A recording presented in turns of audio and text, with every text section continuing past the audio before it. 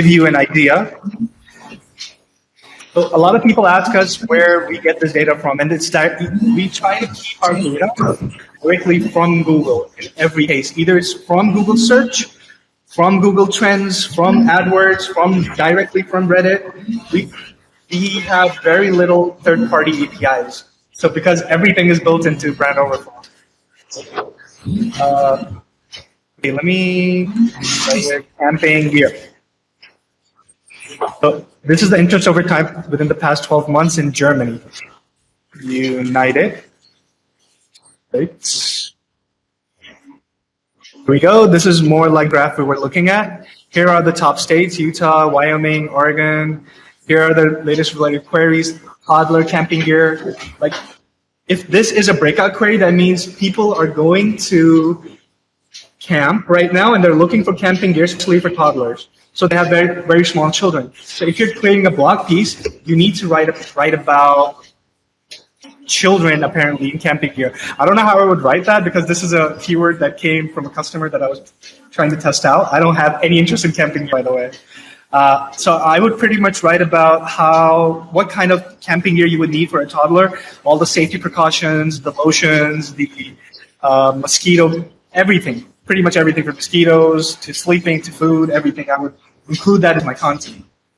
Okay, sorry to interrupt. The source is like Google Trends data is coming through. So let's say, for example, if they are the country, for example, United States is the popular one. If I'm looking into something like Sri Lanka or India, then there's a trend data sometimes not found or something like that for the smallest keyword. So if there's, for example, this one where it does not show any sub-region, then we won't show this data inside TopicMojo. Exactly. Because I cannot make up data. I cannot assume it is popular in Sri Lanka. Like, for example, in Pakistan, it's not going to be all that. I don't think people can just too spiked. But if you write something like biryani, we're gonna have a good trend here. So see, this is what I love about SEO. No matter what happens, every keyword has a different life in every country. This is what I love about SEO so much. There's a question here. Apart from Google, any other sources you are using for keywords? Google is king, but just curious. We were thinking about AI for a bit, NLP, but we were thinking of building it on our own. It's not ready yet, so until that's there, first we're going to use Google, and in the second phase, we're thinking of doing something like it, like if there's a cheap camping gear. So we're making our own keyword analysis kind of thing. So it would go from the first 3 or 4 pages, like these are the top ranking pages, and we would bring out keywords from these pages. So this would be our keyword suggestion made from Brand Overflow. It's a very long project. It's because judging a page, taking HTML and saying, okay, this is the keyword, and you have to be really accurate. But because it's not just about English, it's pretty much all the languages we support. So are you planning to detect it by keyword density or something else? Keyword density, a little bit, yes. So we find the repeating keywords and then get the keyword after it and the one before it, and try to find out if that has any density as well. It's a very easy way, but okay, for Urdu, it's not going to work. English, it's going to work. And Chinese, I work with all the languages in Brand Overflow. People think it's so easy that I can just write EN or RU to get Russian. It's not. I go through each language and I try to figure out how the language works, how it would work in the keywords and the search volumes and analysis, similarity, everything. So this is something we're building out. It's going to be fun. It's a very long project. But yeah, for now, it's all Google, nothing else. I'll get to my next question, which is also related to this.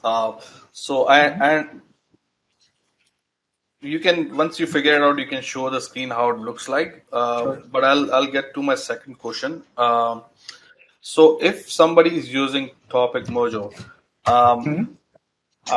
should they be using like first a keyword research tool and then going to TopicMojo? What should be the using scenario? Like how should they be combining? So you mean like a workflow kind of thing? Workflow kind of thing, exactly. Yeah. So that would be like for me, like because I'm not a very SEO guy, but somehow I managed to rank my own company very good locally, because whatever I was doing, it's kind of making sense, and I was like watching things right. So what I want to know, like, what should be the workflow? How should I use Topic Mojo with some other tools? Okay. Uh, Ranking is for everybody. SEO is not just about spamming keywords or just stuffing keywords. SEO, people are changing it. I don't know Yeah. why people are going for just the hardcore metrics, just numbers, numbers, numbers. It's not that. It's about connecting to human beings. You know why you could rank Sam? Because you can speak to a human being. If you can make somebody understand and write content that is readable, you deserve that ranking. That's what Google goes for. Google has said it again and again. Write content for the human beings, not the search engines. Lately, the trend is to follow the system or AI or this and that. The AI is actually a good part. You get ideas to write it. But you shouldn't follow the numbers so much as figure out what the people want to hear, to read, to know. If they really feel that your content is deserving, you will get that rank. Let me show you how you lose a ranking, and you will understand how to get a ranking, if that makes sense. Like camping gear, this is how Google is. One of the ways Google kind of measures if you deserve a good rank or not. It's like I go here, I go a little further down here. 100 best camping gear essentials for 2021. Now, I read this for like 2 minutes, 3 minutes. I don't find it useful because, okay, where is the rest of the content? Okay, I think that's it's weird. scrollable. I think it's scrollable there, isn't it? Now, see, my reaction is, I don't like this. Go back. Yeah. Google is also telling me now. Google knows when as soon as you do The this, bounce rate. this Yeah. -1. It's a Yeah. point system.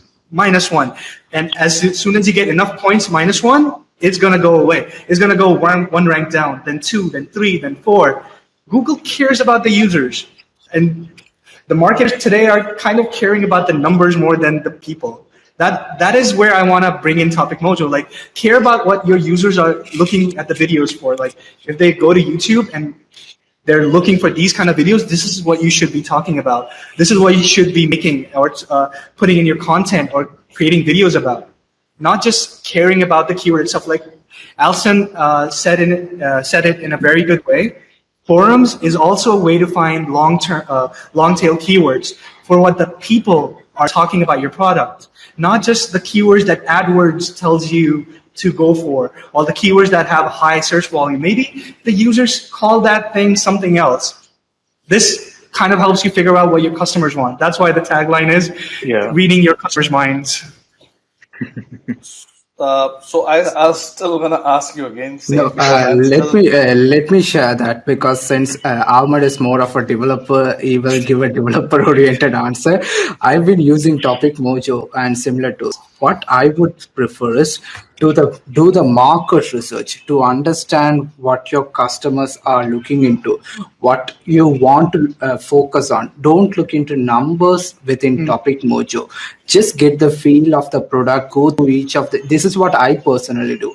So I go through the form results to find out what are the topic discussed on, what are the pain points. I do research on social media from all the different elements. I go into the news sections to see the relevant update, a new news source, what is releasing. If I'm researching a general product for, let's say, camping gear, if there's any new product on the market, it will be mentioned on news section as a PR release, or I go into Amazon to find what are the other products discussed on. I purely use Topic Mojo. I never look, even though I have the paid add-on, I never use paid add-on inside Topic Mojo, because I'm not looking into get the data, because it's just the text or the input. Then I transfer into one of the fully dedicated keyword research software to get the search volume, or you want to focus on advanced data, keyword competition, backlink. All those are component, but just we need to find the ideal point for each of us. For example, everyone does not need to focus. For example, if you type something on Google and it suggests a couple of other two keywords or two in the search bar, not necessarily need to look into search volume, because the only reason Google is showing autocomplete results when you type something, it's not, they are not going to show every single keyword everyone type. Only if a lot of people typed something and everything is same, they will show it in the autocomplete section of the search bar. So that essentially shows that it's a popular keyword. So that is what I at least use, something like this, even if I don't have access to that. So that's just wanted to mention that. Sorry.